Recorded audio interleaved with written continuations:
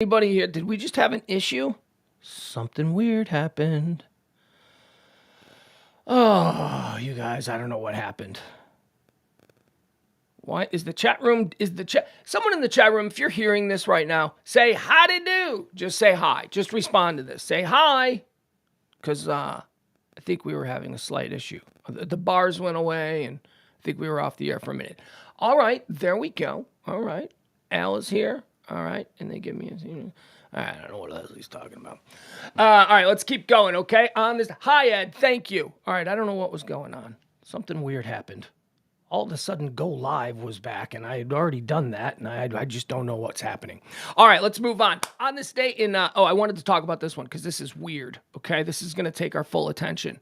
On this day in 1780, something occurred that is known historically, although not well historically, because I never heard about it until today. On this day in 1780, New England's Dark Day. Have you ever heard of this? On this day in 1780, it just got dark at noon in New England. The sun went out in New England. It was just completely dark. How weird is that? And, it's 1780. So, they were probably burning prostitutes. You're a witch! You know what I mean? They were just burning women. They were doing crazy stuff because they didn't know what the hell was happening. All of a sudden, the sun goes out. Here, we gotta spend a moment here, okay? We gotta let the experts explain what this was. Because it wasn't an eclipse. It would just say that. Historically, it would say the eclipse of, no, this is something different. Everything just went dark for like a period of time. New England's Dark Day occurred on May the 19th, 1780, when an unusual darkening of the daytime sky was observed over the New England states and parts of Canada. All right, here we go. Primary cause. The primary cause of the event is believed, swamp gas. Is this where we get to I done saw the UFO? And then the government comes in and goes, you saw swamp gas. All right, what are they saying? The primary cause of the event is believed to have been a combination of smoke from forest fires, a thick fog, and cloud cover over the area. The darkness was so complete that candles were required from noon on. It didn't disperse until the middle of the next night.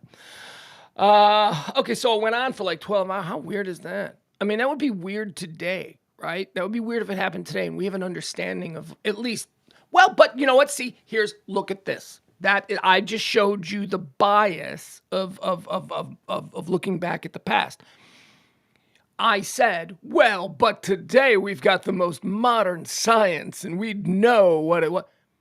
That's what they thought back then. They thought in 1780 that they had because they had the most modern science. They thought 17, so, who knows. On this day in 1848, the Mexican-American War, Mexico ratifies the Treaty of Guadalupe Hidalgo, thus ending the war and ceding California, Nevada, and Utah, as well as parts of other modern-day 4 parts. Oh, excuse me. I'm just going to read it again because I think you people deserve better. In 1848, the Mexican-American War, Mexico ratifies the Treaty of Guadalupe Hidalgo, thus ending the war and ceding California, Nevada, Utah, and parts of 4 other modern-day U.S. states to the United States for $15 million. The price of a really good number 2 receiver in the NFL. That's what you got. That's what you got for $15 million. The United States government for $15 million for the price of a. I don't know. I'm trying to think of.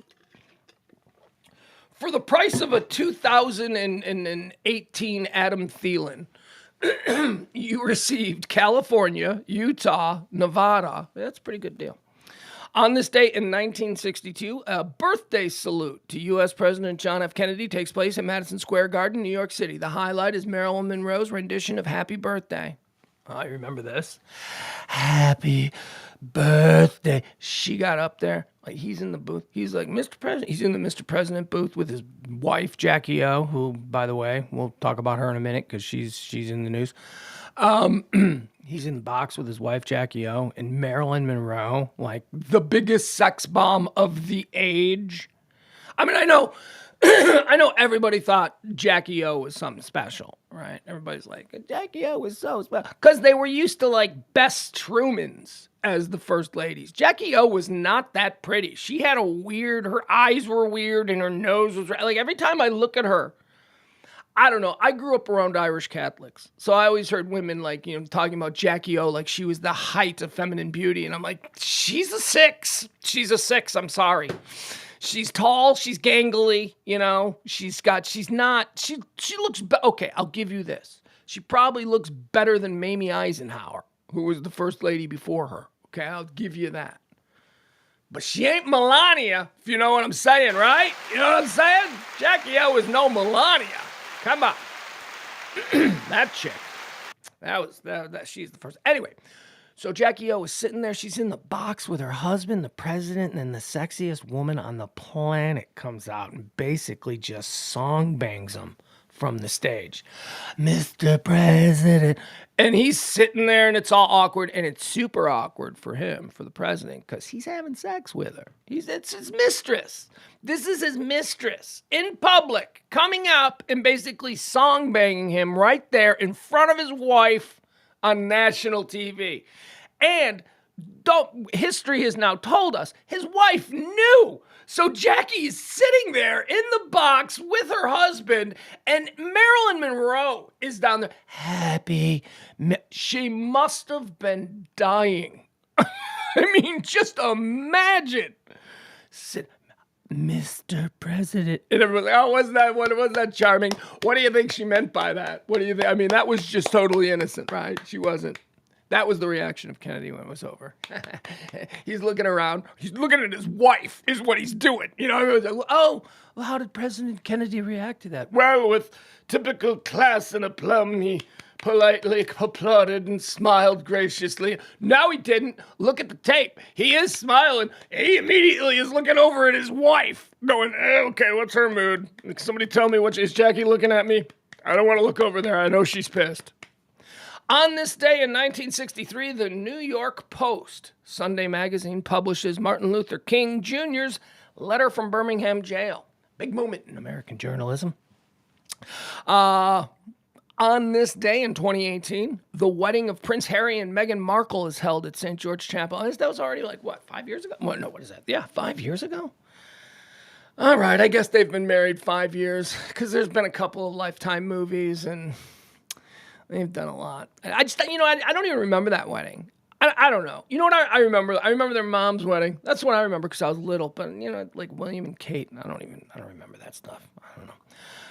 I have very complicated feelings about royalty. I am endlessly fascinated by them and consider myself a bit of a modern-day historian on all the ins and outs and scandals and palace intrigue that goes on over there. But I hate them. My Irish blood hates them. Yeah, you've heard me go on my anti-royals act.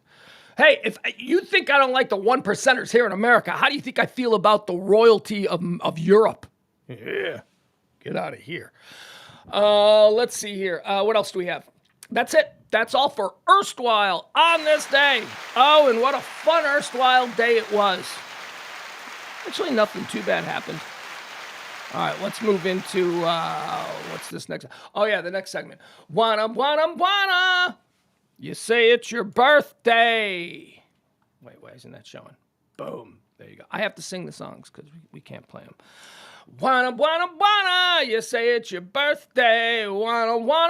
Wikipedia confirmed it. Wanna. All right, these are the people who were born on this day.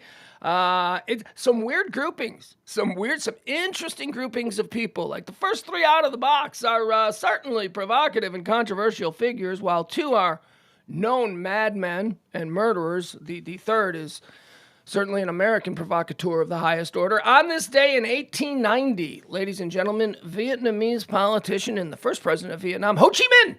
Ho Chi Minh is born. Ho Chi Minh was the boogeyman. He was the Vietnam War. He was the Saddam Hussein of the Vietnam War. That's all you have to know. Born on this day in 1925, Pol Pot, Cambodian general and politician. He was the 29th prime minister of Cambodia. I don't have time to go into Pol Pot. All you got, just go to Wikipedia. Just go to Google, Polpot, and click Wikipedia, and just read what Pol Pot did. We'll move on. Also born on this day in 1925. Oh, look at this. Oh, geez, here comes the dog. Oh, now the dog's getting involved. Okay, that's your tail, and that's a cord. That's why you're not allowed in here. Okay, go. Go back the same way. You're trapped now, right? Yeah, she's trapped. She belly slithered under the desk to a part of the closet studio that now you can lay there. Dude, that would be a great place for you to lay. Perfect. Oh my God. You want to close the door though? Because now we're getting an echo. All right, maybe it's dealable.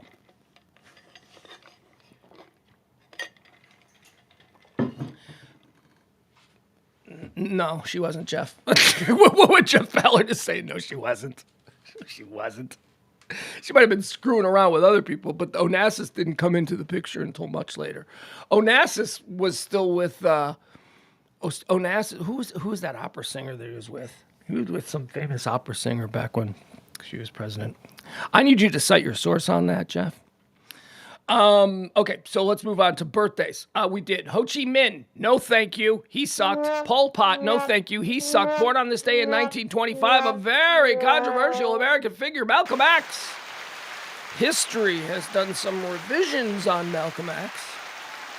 And although you often have to consider the agenda of the author of the modern histories on provocative people from our past, man, that was some nice alliteration, huh?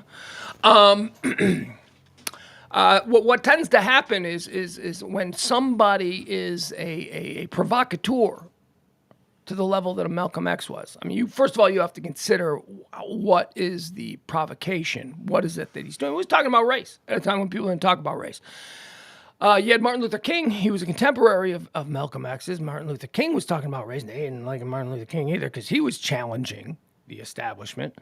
But Malcolm X was a little bit more in your face, I guess. I guess you'd say that. And history, the history of the time was almost like, well, not the history of the time, but the way these two guys, contemporaries, racial activists, two very different methods, but these two guys at the same time, they were pitted against each other. They were painted, and history has often sort of said, well, Malcolm X and Martin Luther King, they despised one another. They hated you. That's what the New York Times of 1966 would write. That's what the Chicago Tribune of 1967 would write. That was the story. That was the story that was put out there. That was the narrative. That wasn't true at all.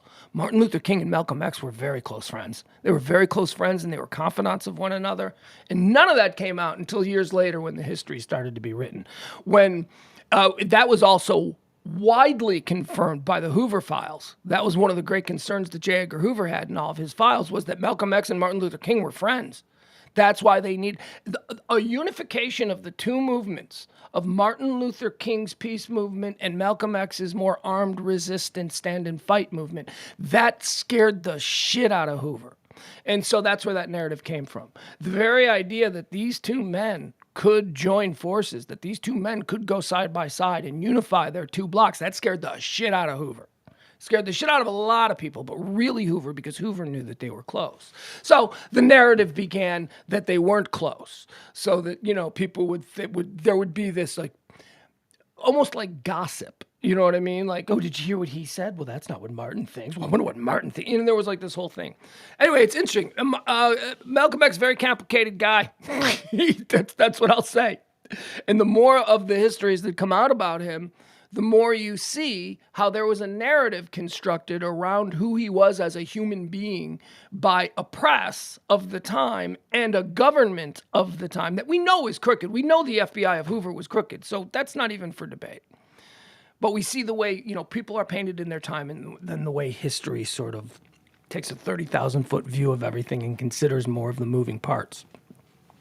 Now, having said that, Martin Luther King Malcolm X is still a very controversial guy, but he was born on this day.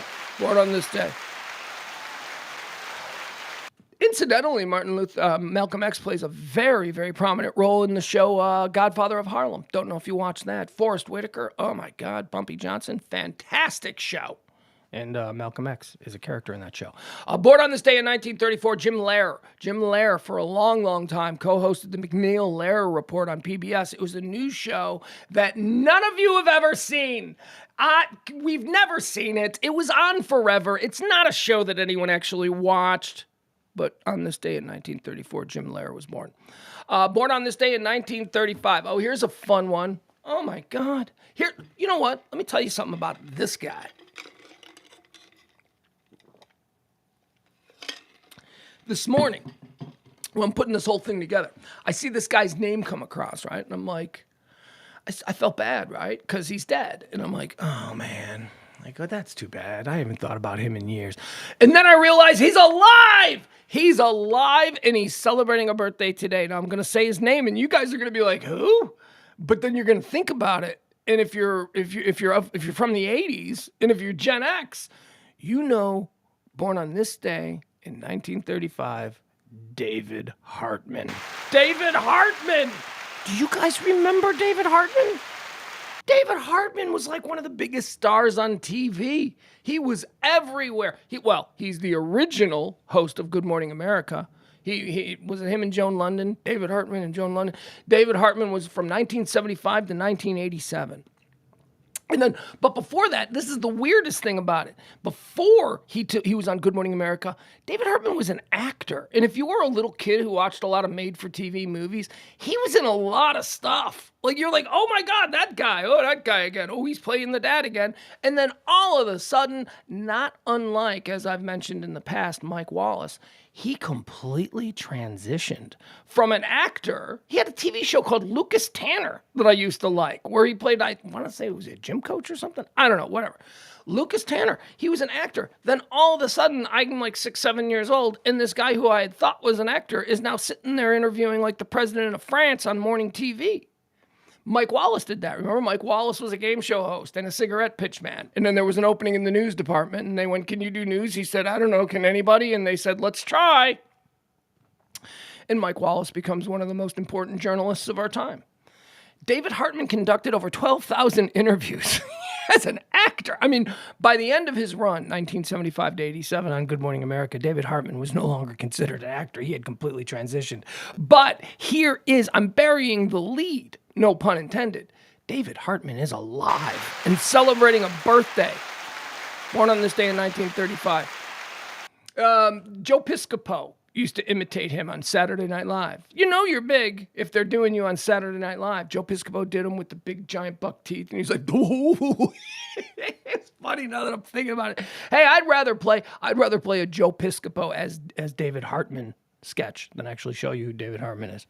Anyway, happy birthday, David Hartman. How cool is that? He's alive. That made my day. I was like, it's alive. All right, what are we doing here? Here's one. This is okay. So we got to spend a little moment on this person. If you're a guy like me, this is a woman that you're familiar with because you were dating in the 80s and 90s, and you went on a lot of movie dates. So you went to a lot of movies that you wouldn't have probably seen otherwise.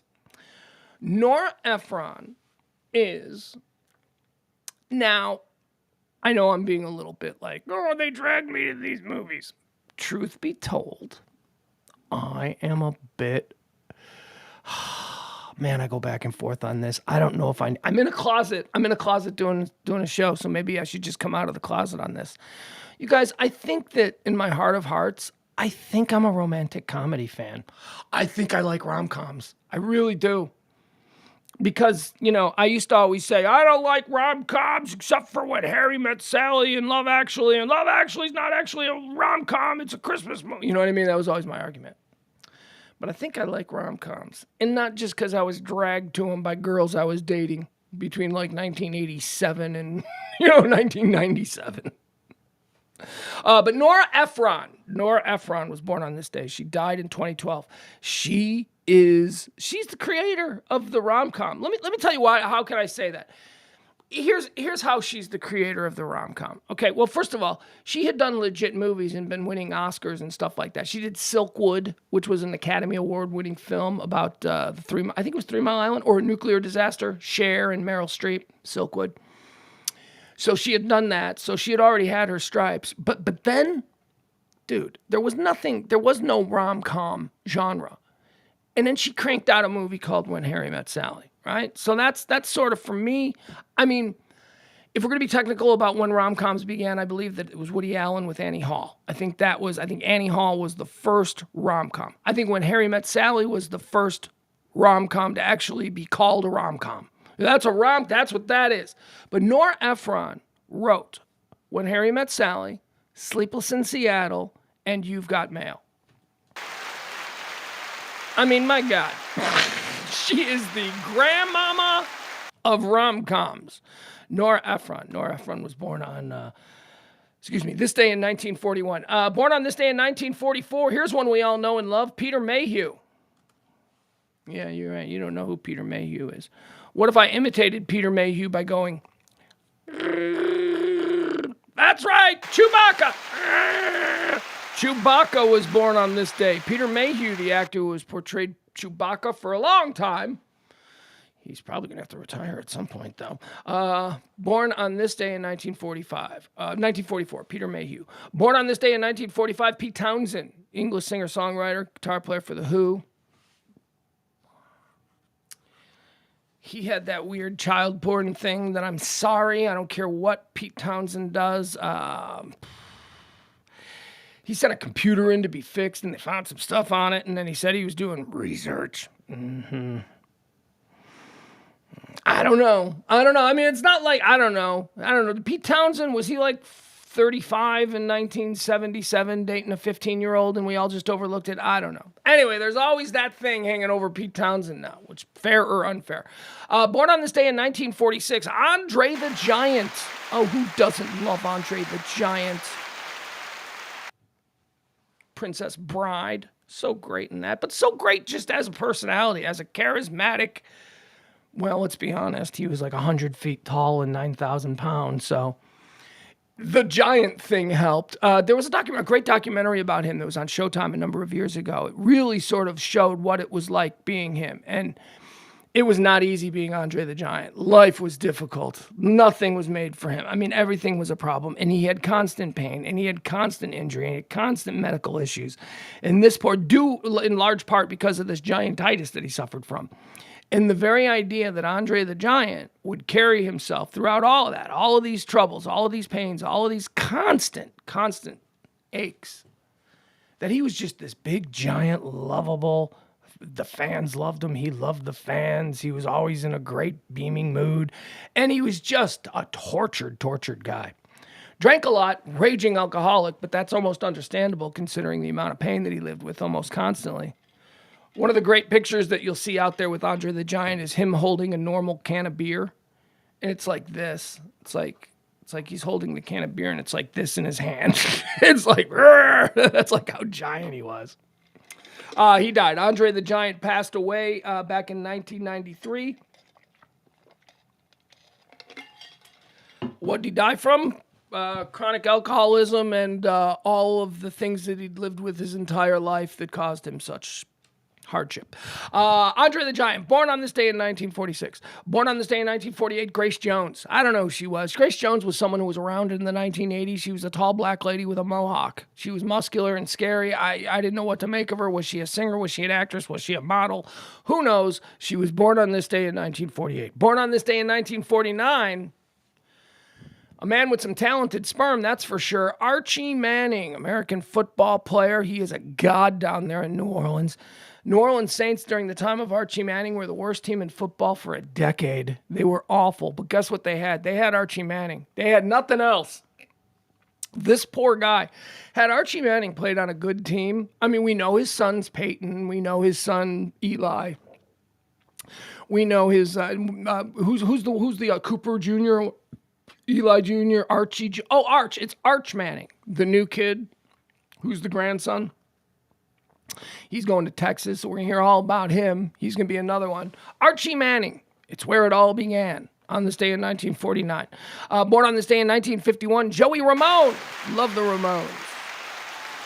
Born on this day in 1957, Bill Laimbeer. No, you can go to straight to hell, Bill Laimbeer. There's no player in basketball history that I hate quite as much as Bill Laimbeer. Wait.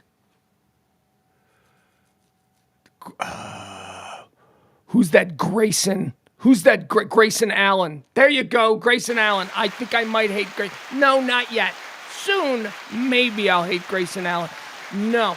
It is currently still Bill Laimbeer. Bill Laimbeer, man, during the time of my Bulls, Bill Laimbeer was always just waiting to put one of our guys in the hospital. Just with those elbows, he was such a thug, man. Bill Laimbeer, don't like you. Born on this day in 1957. Born on this day in 1976, someone who I really like, Kevin Garnett, KG, American basketball player. I love KG. Now, I have a very personal thing on KG. I saw KG. KG, we were the home of the Bulls, so I was a producer on the Bulls Network, and we also used to do this thing for the morning show that I was a part of called Midnight Basketball. Midnight Basketball is a big event in Chicago. If you're here in Texas, think about how big high school college football is in North Texas. That's what Chicago Public League basketball is like in the city of Chicago. And it's like that because, it's just you go to these high school games and half the kids in 2 years are going to be, in Laker uniforms and, that kind of stuff. So it's very exciting. So I remember the first year, it was 1994, I think it was, maybe it was 94, Midnight Basketball. My buddy Doc, who was my co-producer, he was emceeing it. And there was this new kid who had transferred to Farragut Academy. And he was lighting it up. The entire Chicago Public League was freaked out by this kid. And it was the first time that we all got to see him because it was the introduction of the new season of high school basketball and all the all-stars and all the great players. And this kid, Kevin Garnett, man, was like, holy shit, this kid can play. Now, and it wasn't like he was a unicorn in this system. For years it was a seemingly endless stream of, you can go all the way back to the Mark Aguirres and the Terry Cummings, through the Kendall Gills and the Nick Andersons, the Antoine Walkers, KGs, into Dwayne Wade's, into Derrick Rose's, into Anthony Davis. It's just, there's always, this is why thousands of people turn out to this Midnight Basketball event. It's the first time I saw Kevin Garnett, and it was so cool to see him just become this mega star in the NBA. And I'm like, man, I remember he was a 17-year-old kid blowing our minds, just doing windmill dunks and all kinds of. Kevin Garnett, happy birthday. He always seemed like a really good kid to me. Let's see here. Born on this day in 1983, Michael Che. God, I love Michael Che. Michael Che and Colin Jost might be my favorite all-time SNL Weekend Update pairing. They currently helm the desk of Weekend Update on Saturday Night Live. Colin Jost is the head writer and married to Scarlett Johansson. And Michael Che is his partner. And Michael Che is fearless. Have you ever seen Michael Che's stand-up? He's got some, I don't know if they're Netflix or HBO or whatever. He's got a bunch of specials out there. Michael Che's specials are great. His stand-up is so terrific. Born on this day in 1983, Michael Che. Born on this day in 1992, Sam Smith. Isn't he the new Boy George? Isn't this what this guy's all about? Boy George? I don't know. Happy birthday, Sam, I guess. All right, that's going to do it for These Are the People Who Died. Oh, no. That's going to do it for You Say It's Your Birthday. Now it's time for These Are the People Who Died, Who Died. These Are the People Who Died. That's a Jim Carroll song. These Are the People Who Died, Who Died. That's a Jim Carroll song. Jim Carroll was the guy that Leonardo DiCaprio played in The Basketball Diaries. I don't know if you ever saw the movie The Basketball Diaries, but it was about Jim Carroll. That's a Jim Carroll song. These are the people who died, who died. I'd love to be able to play it, but, we can't do that. All right, so these are the people who died, who died. These are the people who died. Do we care? That is the question that we ask here every day at this time. Dead on this day in 1935, T.E. Lawrence, otherwise known as Lawrence of Arabia. Never saw the movie. I don't care. Do you remember when we were talking about Marilyn Monroe? Happy birthday, Mr. President. Remember we talked about that happened on this day? That happened on this very day. And I told you, I'm like, Jackie O, She must have been dying. Well, guess what? On this day in 1994, she did die. That's right. Jackie O passed on. How many years? 30 years? 30 years. No. 31? 30, maybe 31, 32. I don't know math. 31, 32 years to the day that she suffered that public humiliation. She dropped dead. It took her 30 years, but it eventually killed her. Do we care? Jackie O. Yeah, she's the first lady. Yeah, we care. We care. Of course we care. Look, man, any woman that's going to climb on the back of a speeding car trunk to scoop up your gray matter, that's a keeper. And that's what she did.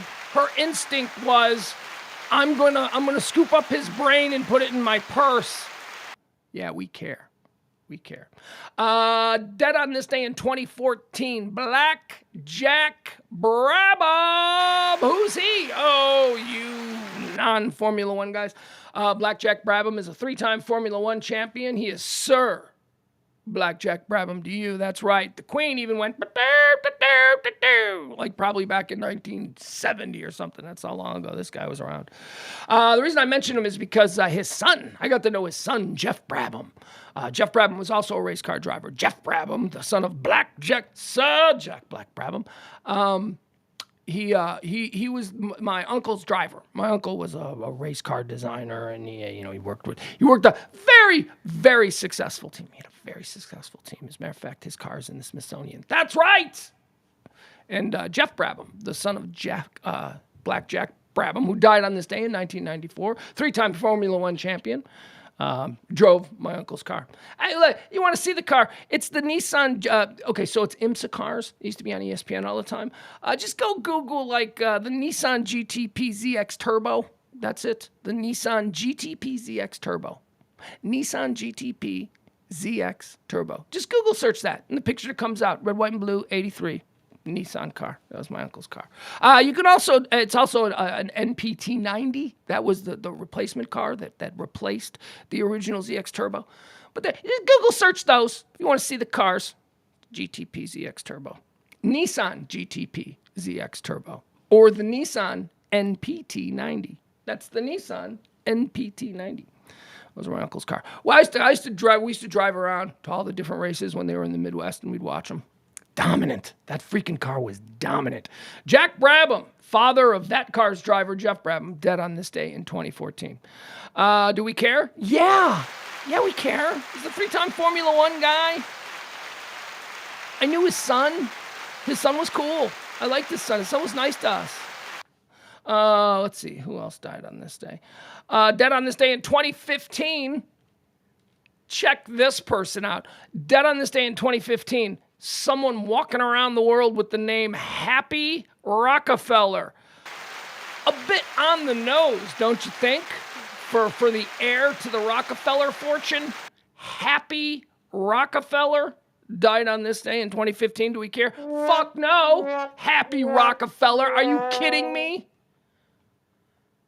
Talk about shoving it in our faces. Yeah, okay, we get it. You're a Rockefeller. That's pretty cool. You're probably happy. But to name yourself that, those parents sucked. So we don't care about Happy Rockefeller. You know what else? Apparently Happy Rockefeller, I didn't know this. I guess she was Nelson Rockefeller's wife. Happy Rockefeller was the 31st second lady of the United States. Happy Rockefeller. I bet you were happy. Privileged bitch. No, I shouldn't say that just because, well, I can because I feel that way. And this is still America. She ain't never did nothing. Ain't no Happy Rockefeller ever ordered off the dollar menu from a McDonald's. She ain't been through it. That's why she's happy.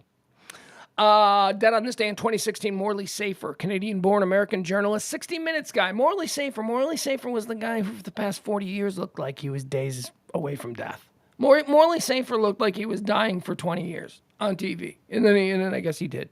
He died in 2016 on this day. Do we care? Yeah, we care. Yeah, he seemed like a nice old guy, cranking it out there on 60 Minutes after the late football game. Dead on this day in 2021, Somebody who we'll take a moment on because I've been around this guy a lot. He used to interview. He did all kinds of radio. He used to do the old Pugs and Kelly show all the time. He died on this day in 2021. I am talking about American comedian Paul Mooney. Paul Mooney. Who's Paul Mooney? Well, if you pull up his picture, you'd probably recognize him. You'd go, oh, I remember that guy from all the Richard Pryor movies in the 70s and all that stuff. Paul Mooney was a stand-up comedian. At least he called himself that. He made money touring as a stand-up comedian. Although, if I'm being honest, I did not think he was funny at all. But that's me. Paul Mooney is important. Now, remember, I just said I don't find his stand-up particularly funny.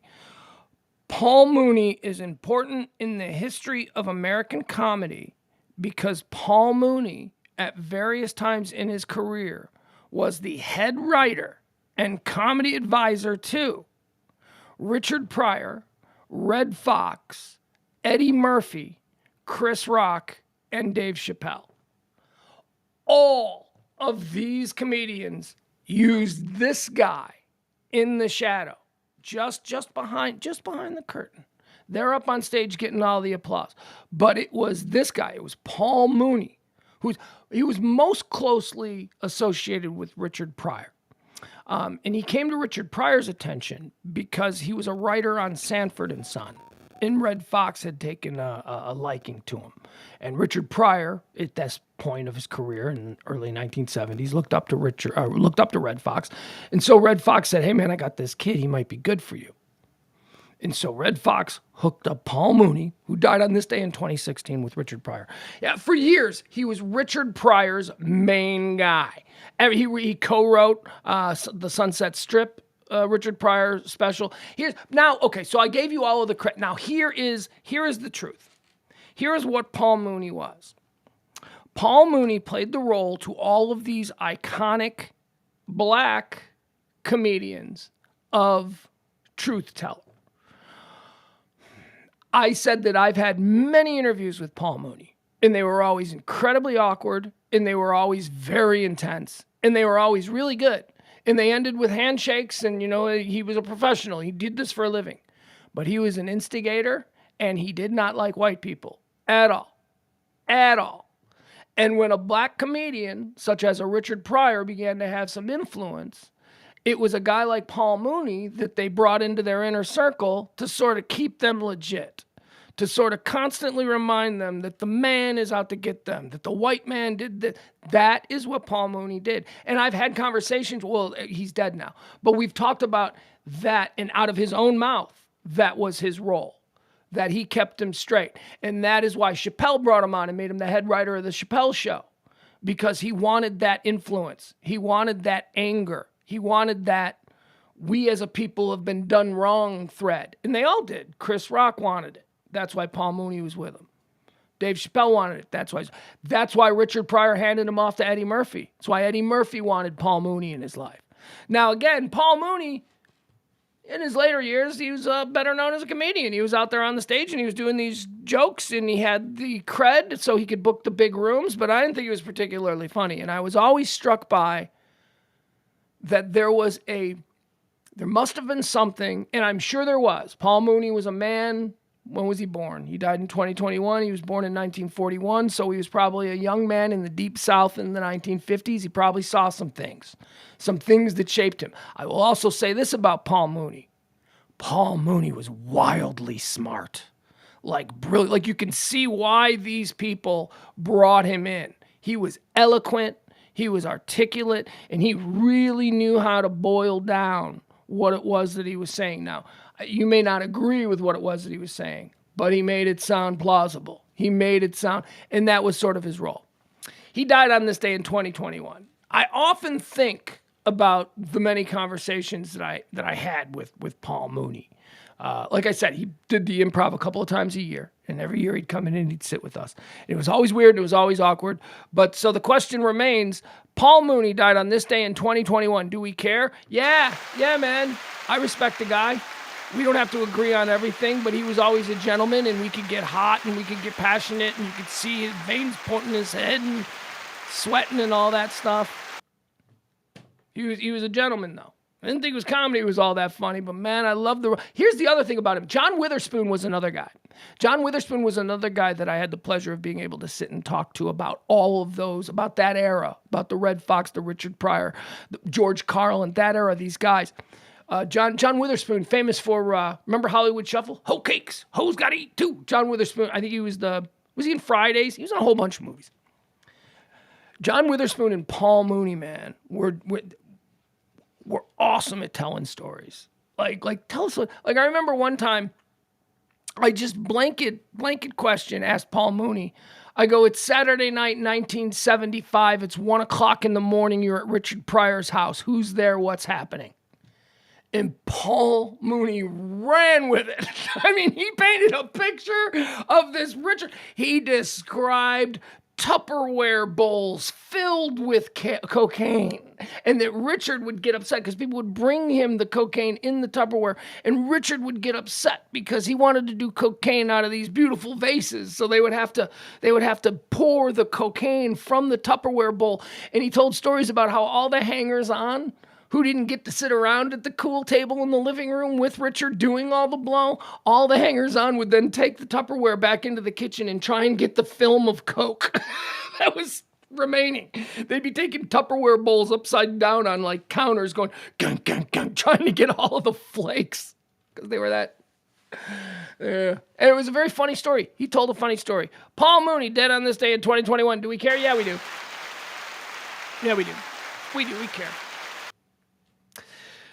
He was involved in a lot of comedy, man. When you're talking about those Richard Pryor movies in the 1970s or his stand-up specials, Eddie Murphy's Raw, Dave Chappelle Show. Come on, man. The Dave Chappelle Show was hysterical.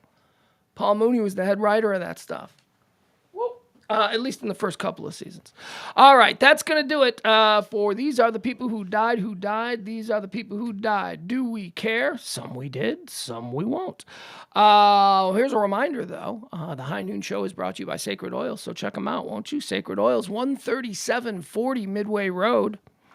That's Suite 522, by the way, but you don't need to know the suite because you'll see it. There's a big sign right there. It faces Midway Road. Give them a call, 469-951-3910. That's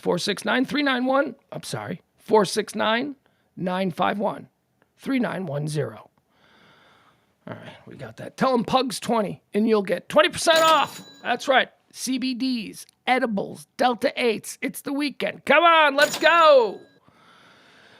This is the part of the show where we like to move into all the things that are happening. So we've covered the erstwhile. We went through the events of this day. We've talked about the birthdays. We've talked about some of the people who have passed. So now it's time to get into all the things that are actually happening in this world on this very day.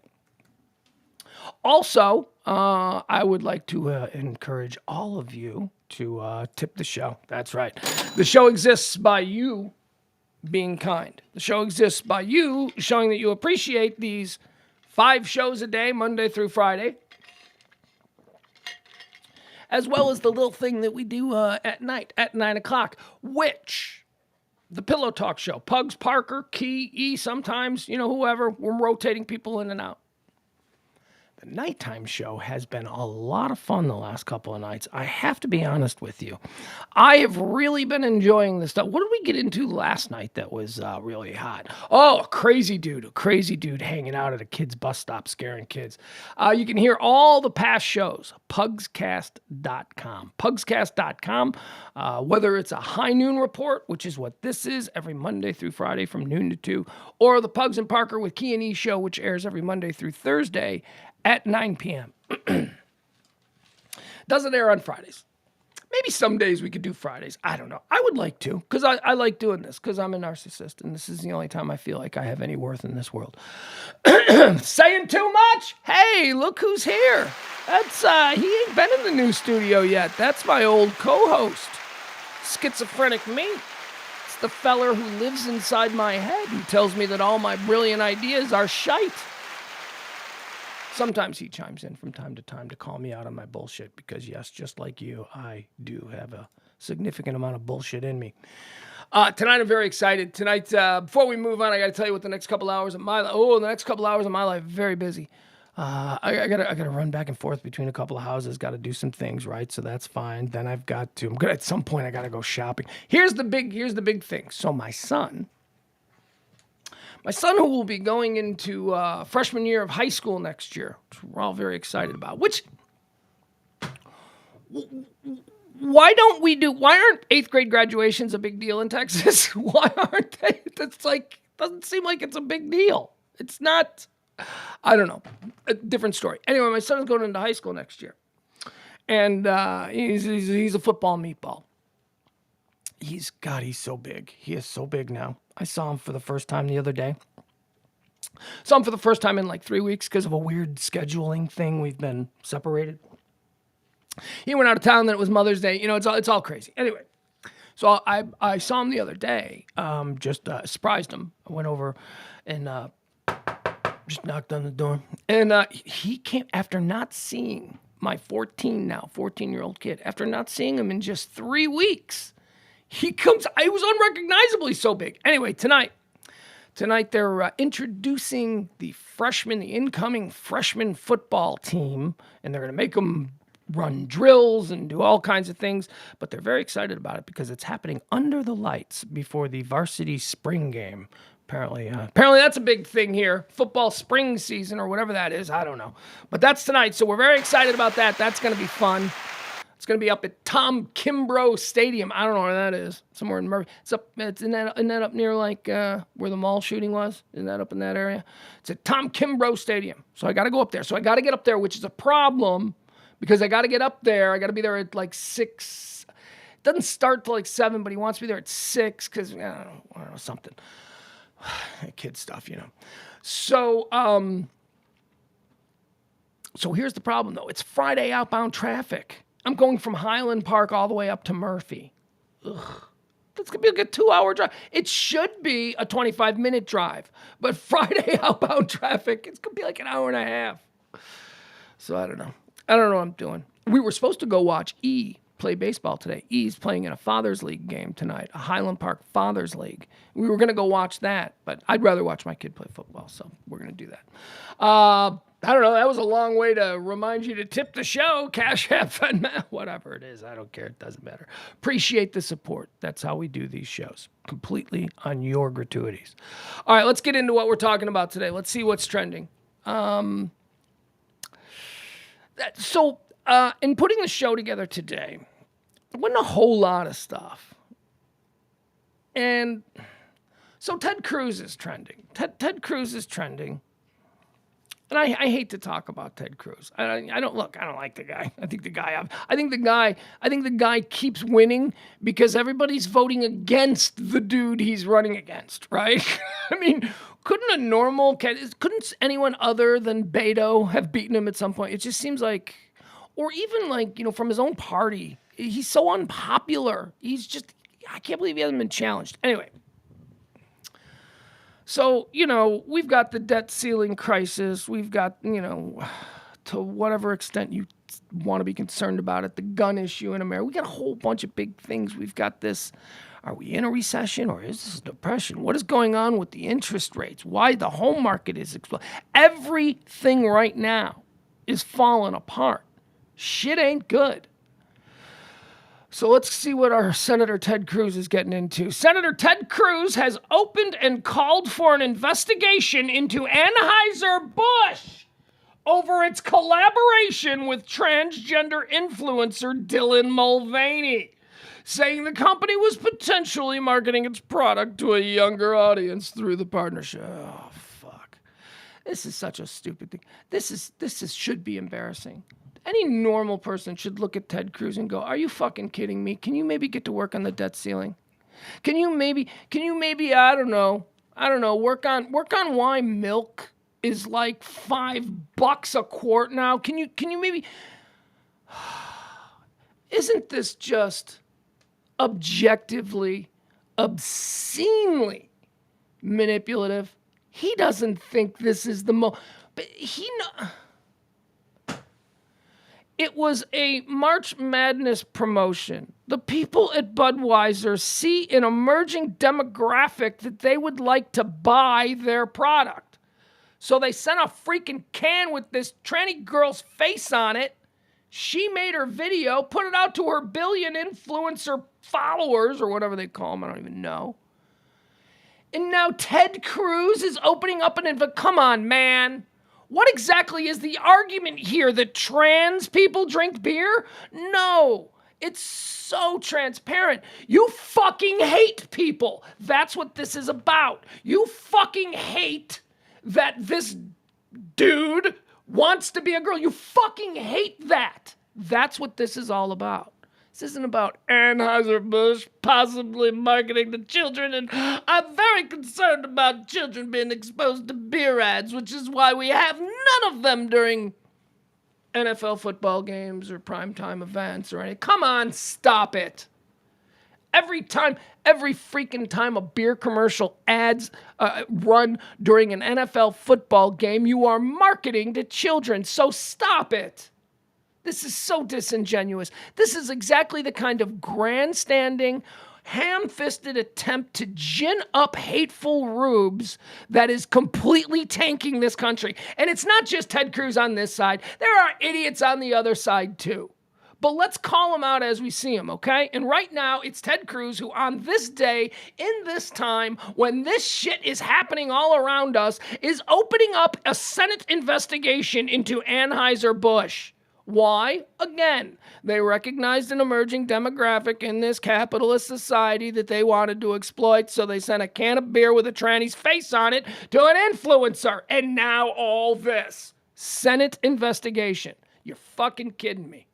This is why when I look at a Ted Cruz, I go, you're not a serious person, man. And this is all for your own glory. And that's unbelievable. Would another Texas Republican challenge this guy and actually restore some dignity to the Texas Senate delegation? Please? Tim Scott, South Carolina senator. He's the black guy in the Republican Party. No, I don't know. There's a couple black guys. There are a lot of black guys in the Republican Party. No, I mean, not a lot, but, there are some. But Tim Scott is certainly one of the most high profile. He's a senator there from South Carolina. Apparently, he's running for president. Tim Scott will be interesting. Tim Scott, I'd like to see how Tim Scott does against, Trump in a debate. Because, we'll see how that goes. I don't know. I don't know enough about Tim Scott. I really don't. I can't criticize his politics. I don't know anything about him. But he's going to collect a whole bunch of money because that's what they do. Remember, they say they're running for president. Give me money. And then they collect what's known as a war chest. And then when the war chest gets big enough, they go, okay, let's pull the parachute cord. And they say, I am suspending my campaign. And all of that money that they just raised from you, the Rube donors, who see the digital ads on Twitter or Facebook and go, I'm going to support him. And you give them your $5. He then takes your $5. He puts it in his little war chest. And now he's like, yeah, guess what? Turns out I can't win. Even though everybody knew you couldn't win, but you were able to convince some rubes to give you some money on the off chance that you could win, and now you get to keep that money. Now you don't get to keep it. Got to give it back. Got to do something with it. Got to. Unless, and here's the way they do it. They create the political action committee. All right, I'm suspending my operation, but I am now going to form a group called Good Old-Fashioned Americans for Progress. And I am going to take all that money that you had given to me, and I am now going to use this to push the values that you believe that I held, and I'm going to spend that money on that. And by the way, I am the CEO of this Good Old-Fashioned Americans for Progress group. No, that would not be Tim Scott. That would not be for justice. Good Old-Fashioned Americans for Justice. I, as CEO, I'm going to pay myself like $1 million a year. And it's going to come out of the war chest. So thank you. Good night, everybody. Good night. That's how I got paid. That's why Tim Scott's running for president. That's why they all do. That's why RFK Jr. is running for president. He ain't going to win. He can't win. Nobody likes him. He's a weirdo. Blue Origin. Blue Origin is trending. Blue Origin is Bezos's little space army, right? Isn't that what Bezos is?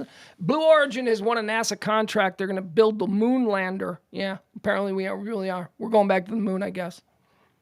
Believe it when I see it. No, I believe it. I was born on July 20th, 1969. Trust me, not one of these moon landing deniers, because I'm not stupid.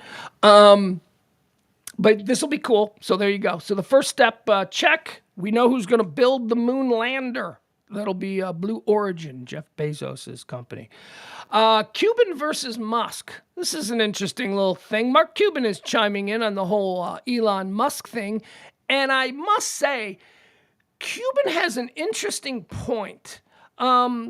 It's a point that I had in a different way sort of considered, but he really put it together nicely for me where it's like, okay, that makes more sense than the complicated way I was doing it.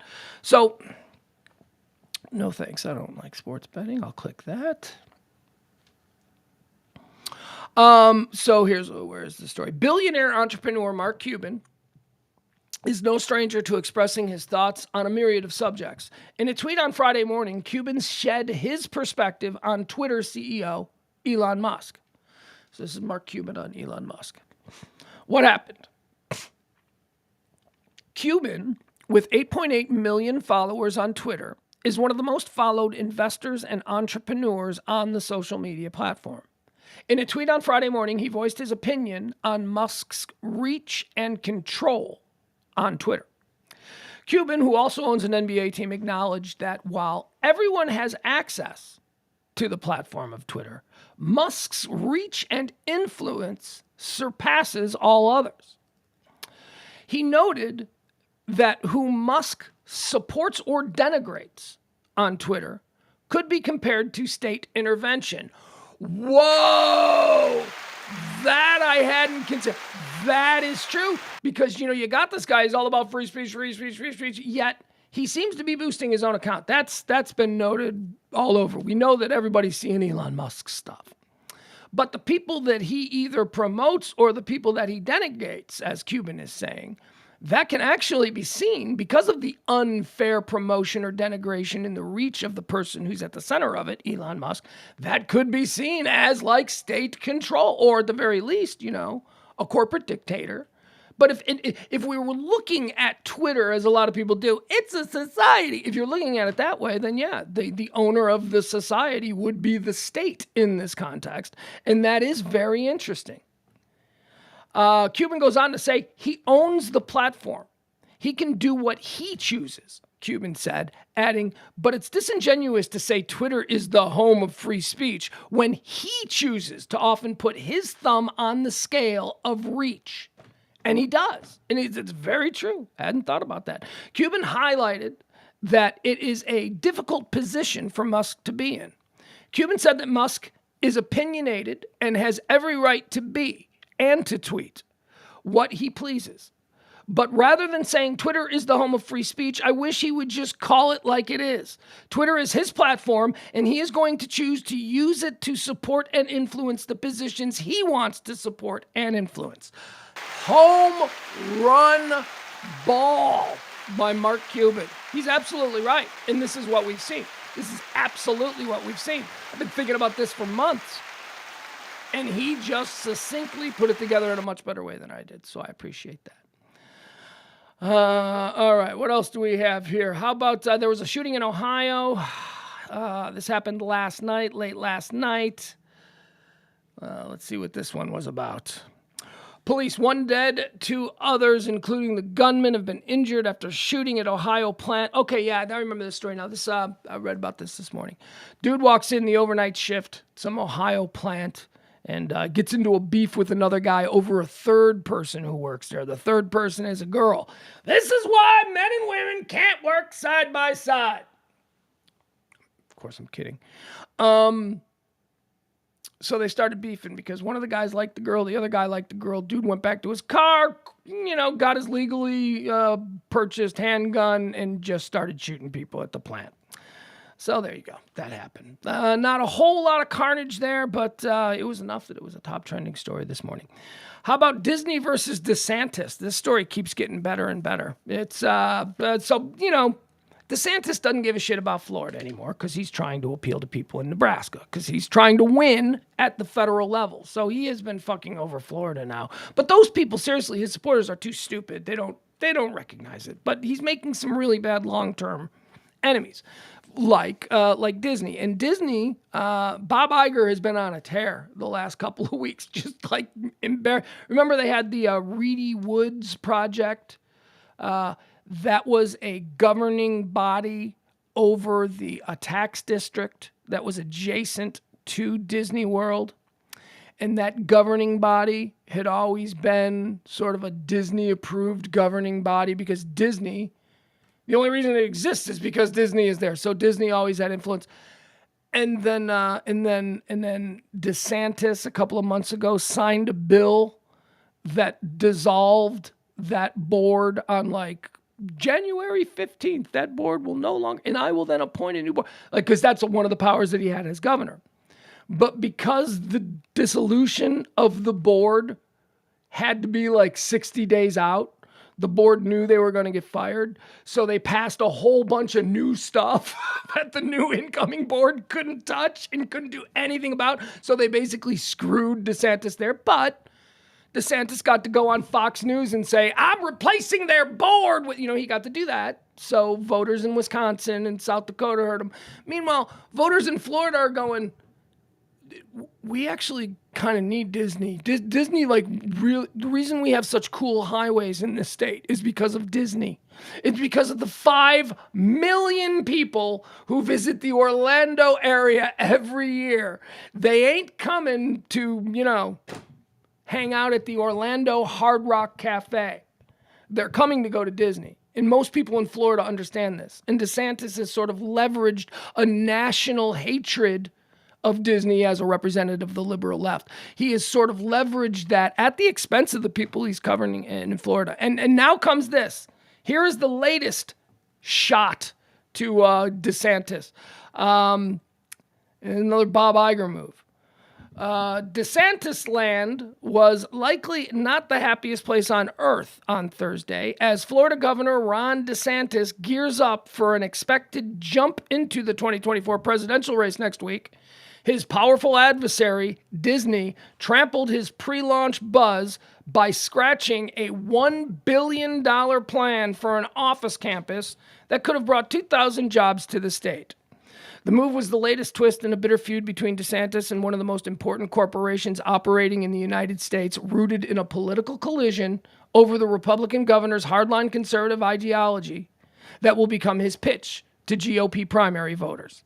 See, even they're admitting it. He's doing all these things against Disney to the detriment of the state that he's supposed to be the governor, but people in Montana don't care that Disney's going to fuck over Florida. People in Montana, just like that he stood up to the liberal left. Those are the people that made the Black Mermaid, right? Isn't that like one of the big complaints, that the Little Mermaid's black or something? I don't know. The move was the latest twist in a bitter feud between DeSantis and one of the most important corporations operating in the Sunshine State, rooted in a political collision over the Republican governor's hardline conservative ideology that will become his pitch to GOP voters. Disney's latest swipe at DeSantis set off multiple political reverberations. It offered a huge opening for ex-President Donald Trump and other Republican primary candidates to argue that DeSantis is blundering through an ill-conceived battle with the corporate giant. That's what Trump said. And to accuse him of squandering jobs and businesses in pursuit of higher office. So Trump is like, hey, Disney's kicking yes, DeSantis, hey. So he's liking it. Trump's campaign gleefully declared that DeSantis got caught in the mousetrap after predicting weeks ago that the governor would lose his face-off with Mickey Mouse. In that same statement, the campaign claimed the GOP frontrunner, while in office, was known as the Jobs President. All right, so, DeSantis is getting it from all sides. He's actually, $1 billion project that would have given 2,000 jobs would have been a very nice thing for the state of Florida. And, Disney's like, yeah, no, we ain't doing that now. We ain't doing that. CNN is trending today because they are planning on doing a whole big live nighttime concert jam event. Like CNN and all the other news stations are known to do. CNN will be doing a Juneteenth concert featuring SWV, Miguel, Kirk Franklin to air live on CNN. Okay. A nationally televised Juneteenth concert will air live on CNN, the network announced Wednesday. This year's celebration includes performances by Jodeci, Kirk Franklin, SWV, Coy Leray, Miguel, and Davido. I don't know any of these people except Kirk Franklin. The concert, titled Juneteenth, a global celebration for freedom, takes place at the historic Greek Theater in Los Angeles. This marks a location change after last year's inaugural event was held at the Hollywood Bowl. All right, see, does CNN know what the hell they are? Well, what are they doing, putting on concerts? CNN's got to stop with the CNN Heroes, a very special event. CNN's got to stop with the nonsense, okay? Just do the news, man. And here's the other thing about Juneteenth. I was born and raised in the Midwest. I moved down here to Texas at 30 years old. It was the very first time in 30 years of being on this planet that I'd ever heard the word Juneteenth put together. This was not a national thing. Maybe it is more so now in the 20 years since I've moved here. Maybe it is now. But I can tell you, Juneteenth was not really a national holiday. And now CNN's making it a national holiday. Maybe it should be. I don't know. Maybe it's just a lack of awareness. I'm not saying one way or the other. What I am saying is, I didn't know what Juneteenth was. And CNN doesn't need to be the people putting on one of these concerts. CNN could do, you know what CNN needs to do? They need to be there so if something bad happens, they can cover it. That's what CNN does. They cover shit. They don't present entertainment unless that's what they're trying to become. And if that is what they are trying to become, then CNN is way farther downstream to Loserville than we had otherwise thought. This Chris Lick guy, if this is honestly what he thinks is the kind of thing that viewers who want news are going to be interested in, sitting there at 8 o'clock watching Kirk Franklin, are you kidding me? There are other channels. I've got like 700 channels on my cable box. I can probably find a more appropriate network for Kirk Franklin than CNN. Morons. Peter Thiel, a massive Republican donor and billionaire. Peter Thiel is trending today. Why? Well, this is the thing we talked about the other day. It seems like they found all these, not even found, because that makes it sound like jackpot, but everybody's starting to talk about these names that are somehow associated through business records and scheduled meetings with Jeffrey Epstein. Apparently, Peter Thiel met with Jeffrey Epstein a lot. Not a lot, but, enough. And as I said the other day, be really careful with this. This is bullshit journalism. I mean, so I guess it would be like, let's take Jeffrey Dahmer. What if everybody who ran into Jeffrey Dahmer over the course of the day, from the bus driver who drove him to the lady at McDonald's who gave him his egg muffin, what if all of these people were like, years later, were like, it turns out Jeffrey Dahmer had a meeting with the egg muffin lady. Jeffrey Epstein was a billionaire.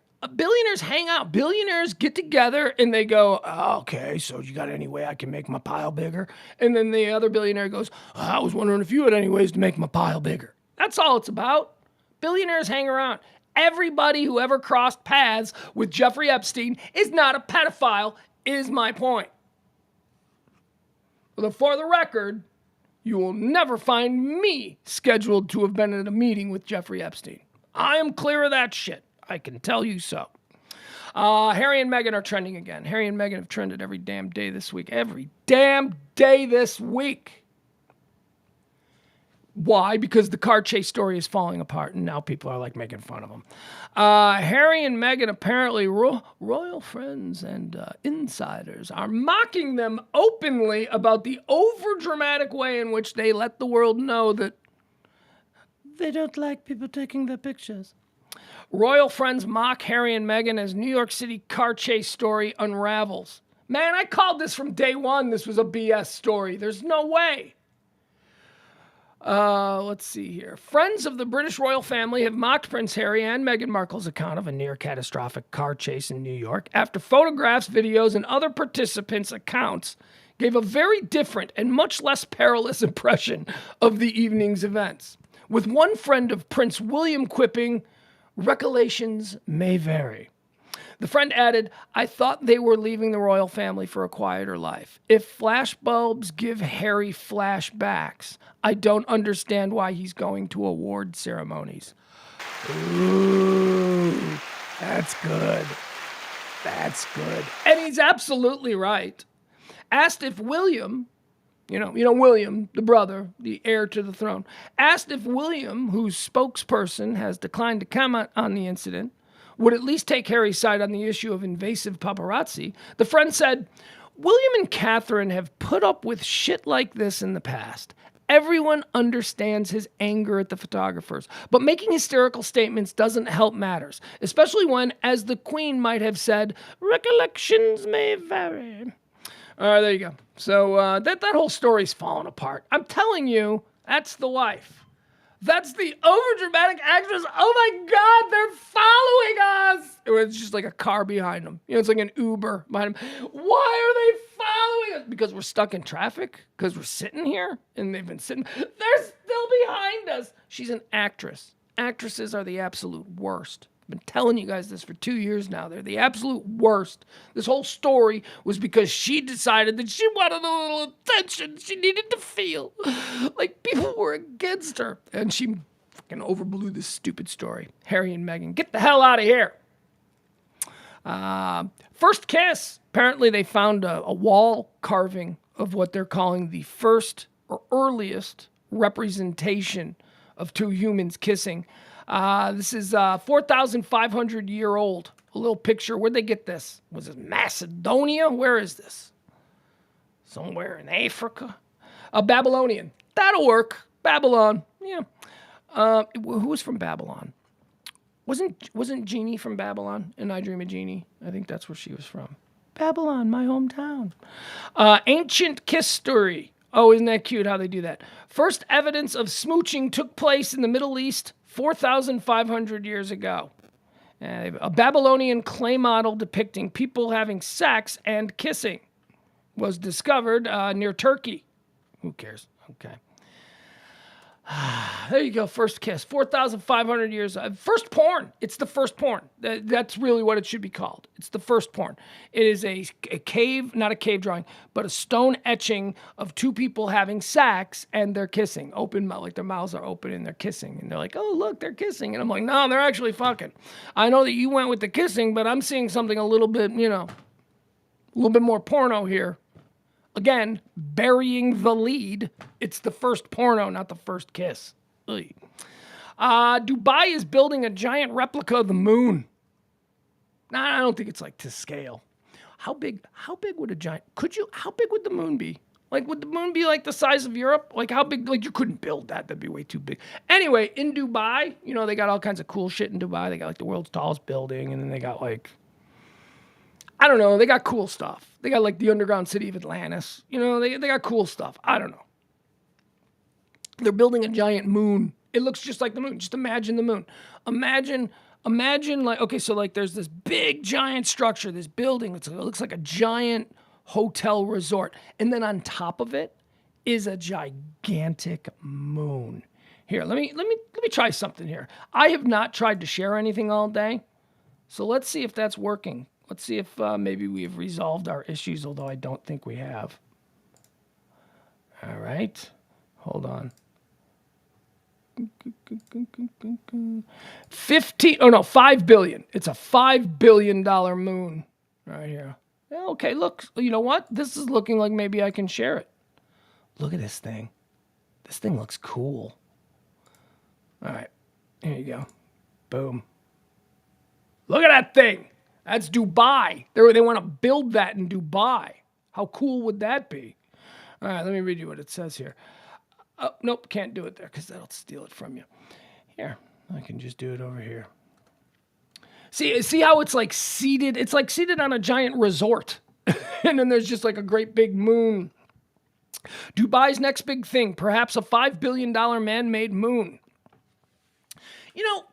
If they could make a white guy from the Midwest feel a little bit safer there, like, I don't know. I have too many questions. It's a mysterious place.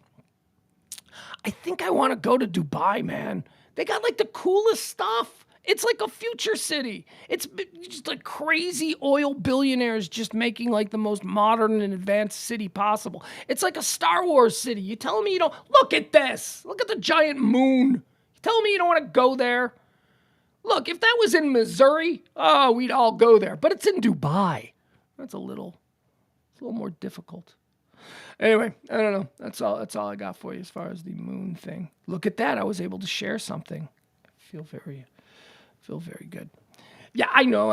Adam's like, the moon is like a quarter to sun. I know. It's just a funny little mental exercise. But it's big. You saw the picture of this moon. This moon's big. It's a big moon, which I don't know what that means. Jimmy Buffett is trending. Jimmy Buffett has canceled a whole bunch of shows because he's got some aches and pains. He's got some issues. He had to go to a hospital. He was down there he was in the Bahamas because, that's what Jimmy Buffett does. He was in the Bahamas and he was getting ready for a tour. And so he flew up to New York City to meet with his doctors. And lo and behold, the doctor's like, you got to go to the hospital now. And so he's in the hospital and Jimmy Buffett has canceled his tours. I wouldn't be too concerned about it because Jimmy Buffett himself is talking about it. And he says getting old sucks. But he's fine. There you have it. That's the Jimmy Buffett news. Andy Rourke of the Smiths. I don't know how you feel about the Smiths. Morrissey, Johnny Marr.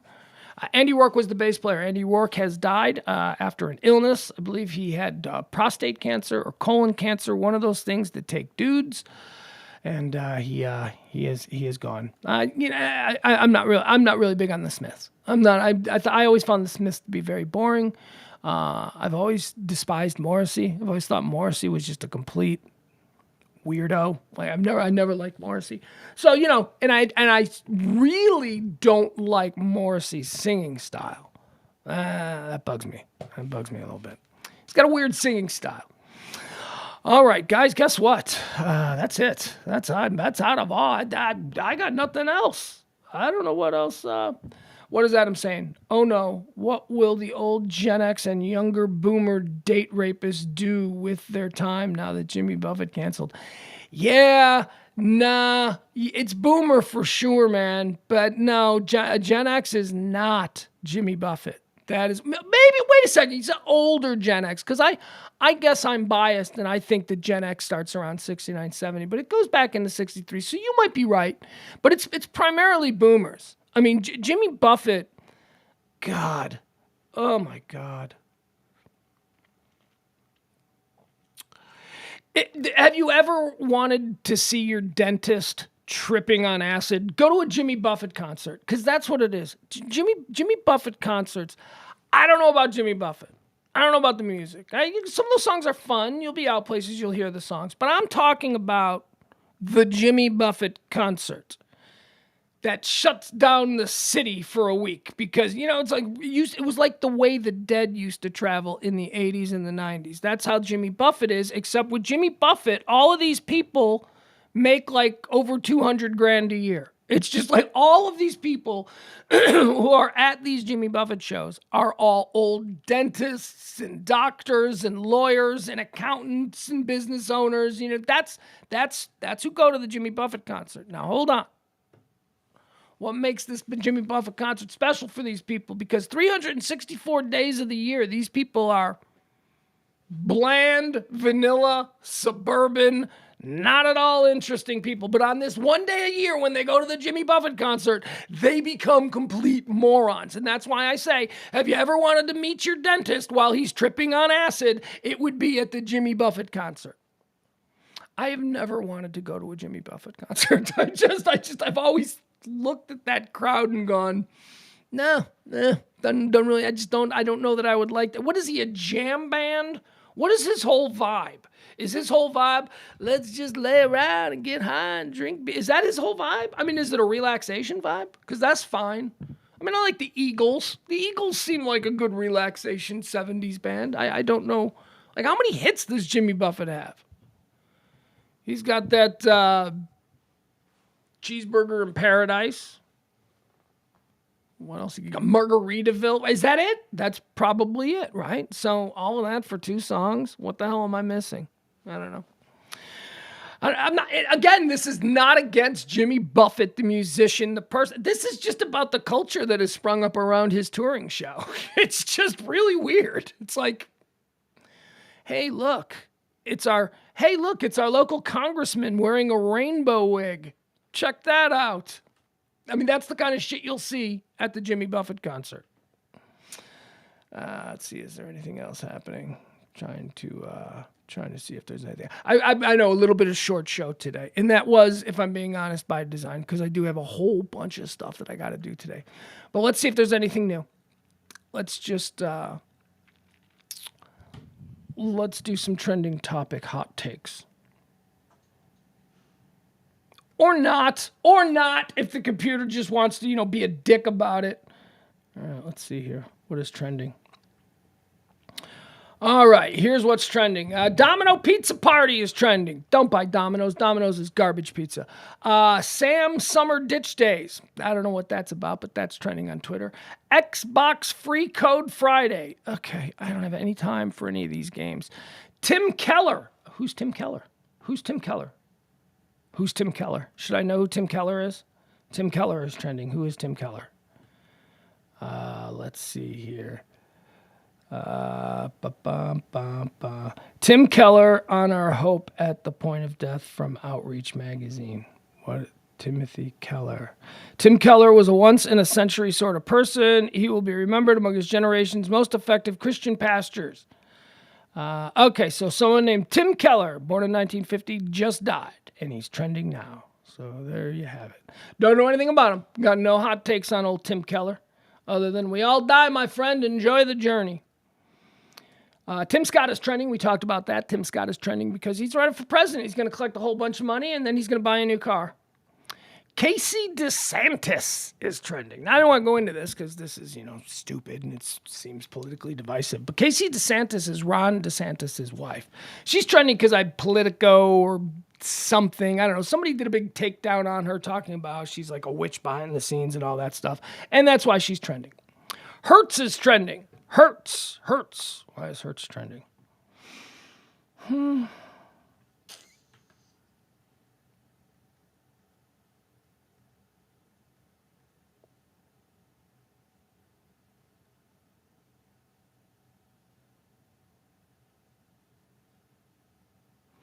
Oh, Hertz is trending because, okay, so here's the story. Well, why not, right? We made it through the show. Let's see if we can, here. Maybe we can share. We can watch this video. Hertz is trending because a Puerto Rican dude tried to rent a car at a Hertz center. He had ordered the car online. He had flown in. He got to the counter, and they wouldn't give him the car that he had already paid for, that he had already, reserved online. The Hertz people would not give him the car because he had a Puerto Rican driver's license.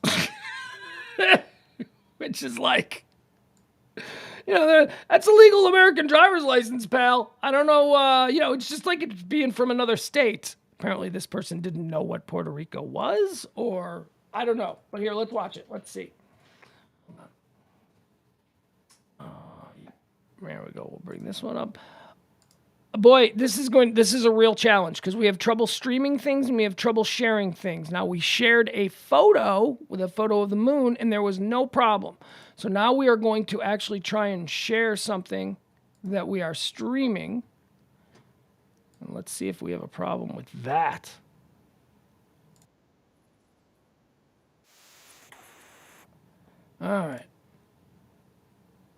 All right, so what we are going to be watching here is the police body cam footage. The police were called to the airport where this Puerto Rican man was denied a rental car because he had a driver's license from Puerto Rico. So let's watch this. Let's see how this, and let's hope it plays. My first time seeing. All right, so this gentleman, we have a policy here where if you're going to rent with a out-of-state license, you have to have your passport. My social in there, let him know they have to have his passport. In that instance, he got outraged and he also started recording everybody. And I asked him to. Wait a second. Hold on a second here. Okay, so what this Hertz employee is saying, that it is their policy that if you come and rent a car at their Hertz location with an out-of-state driver's license, you need to present a passport. That is what she's saying. So to rent a car at this Hertz location, if you have an out-of-state license, you must have. Okay, so everybody, this is an airport location. Does she think that where are people flying in? You know what I mean? That can't possibly be true. I have rented cars many times in cities where I do not live or states that I do not live, and I have not needed to present a passport. Okay, so right there, that's the very first thing that's odd. Leave, and now he doesn't want to leave, and he continues to record and give them a hard time in the office. What's the issue? First, I disagree with her version of the facts. I did not disrespect anyone. I was very polite. I did record because I wanted to make a point. You're recording to make a point? I want to make a claim to Hertz, a fictional claim to Hertz, because I'm being denied prepaid reservation. I'm a gold member for many years. I'm talking years. I've been renting with Hertz for like. I don't care if you know any further. But just to give you the context, for over a decade, I've been renting with Hertz. Don't care. I had never been denied because I'm a resident of Puerto Rico. I agree with him. I've never heard of this. And I don't know, maybe, am I wrong? Have you in the chat room, you ever rented a car out of state? Which is when you rent a car. I suppose if your car's in the shop, you need to rent a car for a couple of days, that's fine. But that's not what floats the rental car industry. What floats the rental car industry is people who live and drive legally in one state, flying to another state, and then not having a car there, so they got to go to the airport rental, and then passports have never been involved. I've never. All right. This guy seems very reasonable. This is the guy. This is the dude who was denied. If I live in Puerto Rico, I'm a retired federal law enforcement officer, which you can only be a federal law enforcement officer if you're a United States citizen. So by virtue of that, I'm explaining that to them. I don't have my passport because I don't need to travel with my passport when I'm in the United States. So I don't have it with me. The license in Puerto Rico is a valid U.S. government ID. Has a license in Louisiana, in Texas, Florida, Alaska. It is considered by law a valid U.S. government identification. You've already explained that to me 2 different times. So what's the issue with their policies and you? I need to get to my son who's waiting for me, so I want to process. I have a prepaid reservation already paid for. It's not that I'm making a new reservation. It's being paid for the 3 weeks. You already said that. I understand. So they're denying me the reservation. That's basically my complaint. Because they need a passport. Correct? It's what? That's the first time I heard that from Me her. too. Okay, so what's the issue? I understand your personal issue of not getting a vehicle, but if they can't reach the vehicle, is there any reason to cause a scene in there and have us come out here? You know what? Adam Moreno is right. Adam Moreno said, I think she just didn't think it was valid to have a Puerto Rican DL. That's what it is. That is exactly what it is. This woman doesn't know what Puerto Rico is. I mean, she knows Puerto Rico's a thing, but she doesn't know that a driver's license in Puerto Rico, issued in Puerto Rican. Yes, that's what it's issued in Puerto Rican. There's no difference between someone who holds a Puerto Rican driver's license and somebody who owns or holds a Montana driver's license. They're all, Puerto Rico is not a state, but Puerto Ricans are American citizens, right? So I don't think most people know that. I don't think this woman knew that. I think this woman thinks Puerto Rico is like Antigua or something, like some other country or something. And that's what it was. This is a stupid person who was given a job with a position of authority, and because she's stupid, and I'll also add, probably not in really tight control of her emotions, because she's stupid and can't really control her emotions, this entire situation spun out. Why? Because she's stupid, and she doesn't know, as Adam says, what Puerto Rico actually is. I showed them this. Same question. Which is proof. If they need if it doesn't, regardless of what your driver's license says, if they say you need a This is passport, another valid U.S. Okay. U.S. ID. Okay, if you're claiming that you're a federal officer, then maybe you can understand the words that are coming out of my mouth a little bit more clear for the third time. If they say you need a passport, and you don't have one, and they say you need a passport to rent a car, what is your problem? If they need a passport, Okay, if I and you don't have one, The problem is I don't need a then passport. what's the problem? What is And that that- dividing line and- that you can't figure out that they're not going to rent you a car without a passport? And let me clarify. They said to me there, not what you said right now, that if you are from out of state, like if you're from Texas or California, you need to show your passport. If you're in Texas and California, do you have a Texas or California driver's license? No, but you said that if you are from out of state, Out of you need to country. show. Out of But that's country. not out of country. That's U.S. When you travel from Puerto Rico to mainland USA, Regardless of what, sir, we've had multiple different customers that come here that have an out-of-the-country driver's license that present Out a of the passport, country? whether or not if they knew. but this is not an out of country driver's. Out of the country. People are so stupid. People are so stupid. This cop with the authority now, who's probably going to get incrementally angrier and angrier at this guy, who is doing nothing wrong except trying to explain the world to these troglodytes. She's going to get incrementally more and more pissed off because, well, she is 100% convinced that she's in the right. This is probably going to end badly. I don't know how this ends. This is the first time I'm seeing it. We're watching this together. Jesus, man. It's okay. So let's go back. Oh, If you're in Texas and California, do you have a Texas or California driver's license? No, but you said that if you are from out of state, Out of you need to country. show. Out of But that's country. not out of country. That's U.S. When you travel from Puerto Rico to mainland USA, Regardless of what, sir, we've had multiple different customers that come here that have an out-of-the-country driver's license that present a passport, this is whether not or this. not if they knew. But this is not an out of country driver's license. He's explained it to you. I'm explaining to you. Regardless of what, we cannot rent to you. And because you recorded us, now you're not going to be able to bring with her ever. Because you shouldn't have recorded us ever. I recorded what was being said to me, ma'am. I recorded. All right, what we're gonna go. We're not gonna keep going in circles here. It is midnight. This is ridiculous, and I'm saying that ridiculous. We're not gonna do this crap anymore. Is that pretty clear? Okay. All right. So you can find your way out the parking garage or second or third floor and try to rent a car. We are not gonna sit here for any longer and bicker over this nonsense. If you not get a So car, you what don't have a about what passport. about that I prepaid? I prepaid. Okay, they've got this thing called the corporate office. You can send all your videos that you recorded to them, try to get your money back. We are not going to sit here tonight You're and gonna do this refund shit me? anymore. And I'm not gonna get refunded. They probably don't have the capacity to do it. You probably got to call the corporate office, like I said for the second time, and see your ID.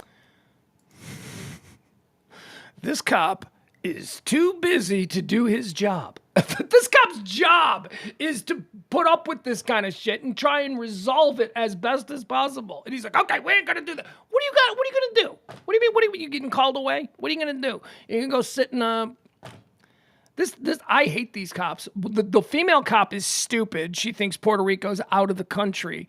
And this guy, I assume he's stupid too, but he's hot. Like, this guy has no patience whatsoever for the average person. ID, please. Yours as well too, please. Midnight. Oh, I'm so sorry, your job's getting in the way. You work the midnight. And I'm doing this out of principle. No, you're doing this because I'm telling you to leave. So that's unfortunately what's going to happen. Is we don't need any more disturbances. This man has not done anything that should elicit this kind of fucking bullshit tone from this cop. This cop is being a dick. This man is being accommodating. This man is trying to explain what's going on. We're all listening to it, and we are, I think, taking this man's side, going, okay, there's a miscommunication that is happening here, and you know, it's like a sitcom plot. Like, the entire 30-minute sitcom episode is going to be based around this miscommunication. There is a miscommunication happening here, and this man is the only one who understands what's going on, and he's the one with the least power. He's the one with the least influence. All the dummies are all going, no. I feel bad for this guy. This is why Hertz is trending. Remember, I just said, why is Hertz trending? And I clicked, this is why Hertz is trending. Because everybody, like you and me who are watching this, are like, hey, Hertz, how about How about educate your counter people about Puerto Rico and what its actual status is here? Slowing down production for me.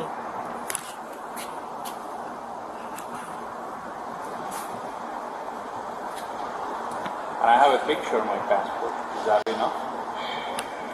I have a picture in my phone of my passport. Would that be enough?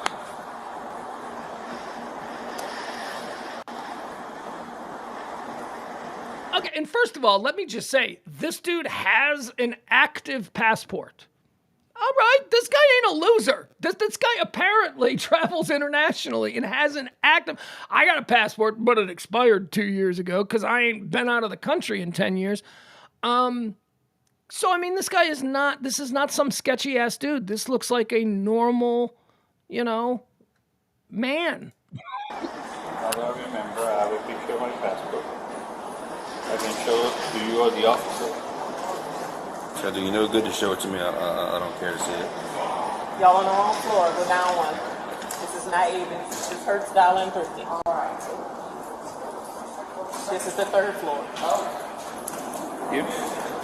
Mm-hmm. This is my passport. You want to see it?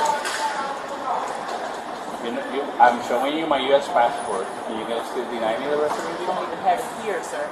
Huh? You don't have it here. You have to physically here. Why? You don't require By that. the way, that's also an interesting thing as we freeze frame. Is that the police officer giving the look into the body cam like, police officers, I have seen this. I have had this. Police officers will accept photographs of your driver's license or your insurance card all the time. I've had both instances. I was pulled over and I didn't have my driver's license, but I have a picture of it in my phone, front and back, all bars and all that kind of stuff. My driver's license number, all that stuff. Cop accept. Cop's like, yeah, that's fine. I do not physically have an insurance card. I have a picture of my insurance card. That also is widely accepted by police. They're totally fine with it. It's why people have the picture of their insurance card. This dude's got a picture of his passport. This lady here, we don't accept the pictures. I'm like, yes, of course you do. You're just being difficult and you want this to be over. And you have zero interest in seeing that this visitor to our country, see what I did there? That was a joke because he's from Puerto Rico. He's not a visitor to our country, which is what people don't understand. From someone who came to travel from Texas. You done? You're done? You can leave. All right. Sure. Which way do I go to? Right past that car down the escalator, down the stairs. Can I go down there to that way? I don't care which way you I go. don't care. I'm an asshole.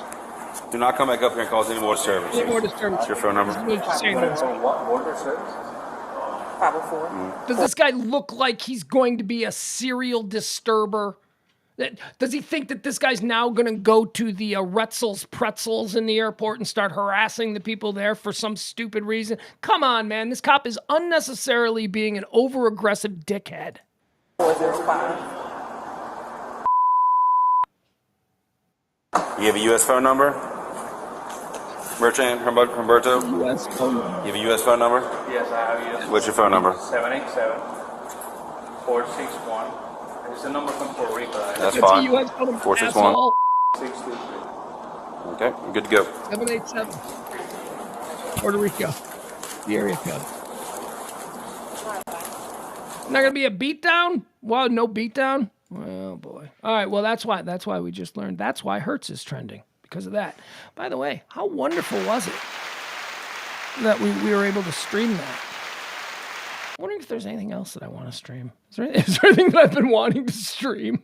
That I've been wanting to show and talk about that I haven't been able to? Let me see.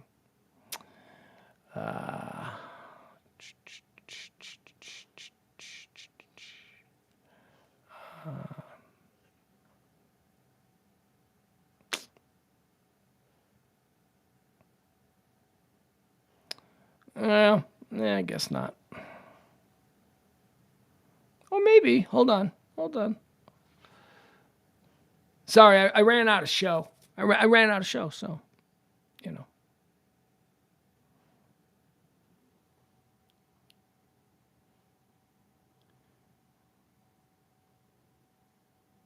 Nah, I got nothing. I thought maybe I'd play some things, but I just don't have anything pulled up.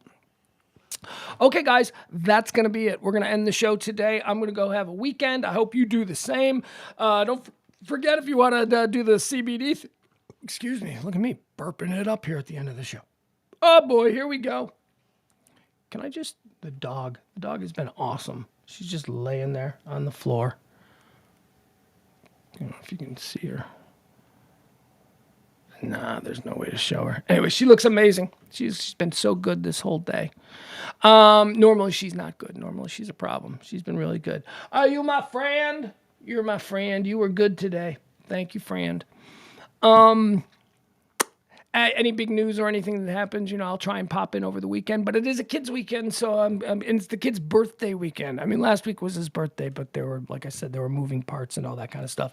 So we're going to try and celebrate his birthday to some extent today, or tomorrow, or whatever this weekend. Birthday weekend! It's going to be cold. It's supposed to be cold this weekend. Have you seen the weather? We thought maybe maybe there'd be a chance we'd go do the boat. We go out with Uncle E. We go out on the boat. We do some jet skiing or something. It's going to be cold this weekend. Hold on, let me see what it is. What are we looking at here? Storm's coming. Storm's possible Friday evening.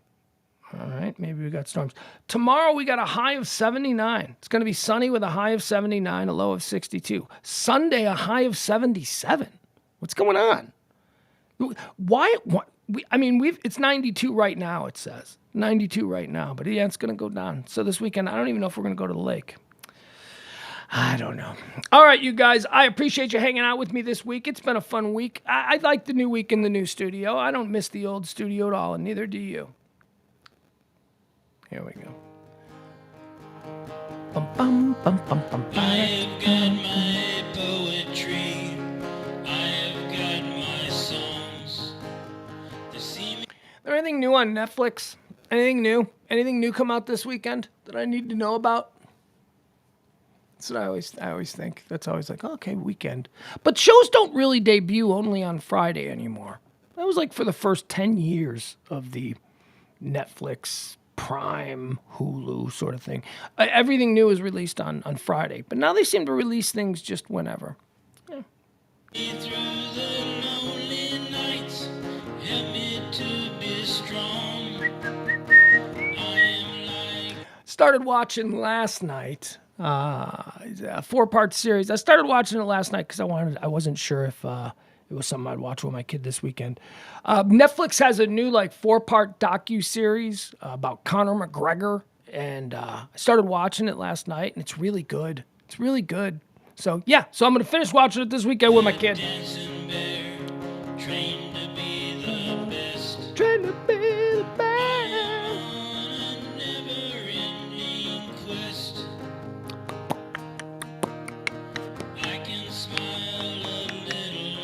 All right, I'm done making noises. Love you guys.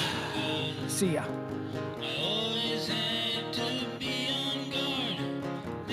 Yeah, you know what? Hold on a second. Rainy Day says the Anna Nicole documentary. I don't know why that doesn't. Is it? I for some reason. I mean, I've hovered on it, right? You hover over it, and you're like, should I click it? Should I watch it? That just seems very sad. It just seems like, it seems. I don't know what to make of all that. But I'm sort of interested, but I haven't been able to pull the trigger on it yet. It has been a journey, a multi-answer test. I am on a never-ending quest.